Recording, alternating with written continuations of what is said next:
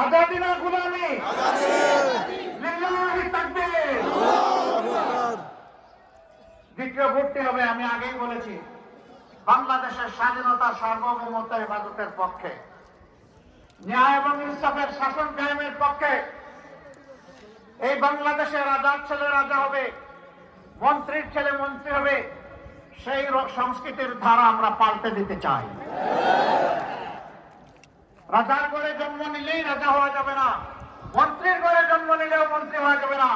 তার আপন যোগ্যতা যদি থাকে, সে কেবল এই কাজের জন্য নির্বাচিত হবে।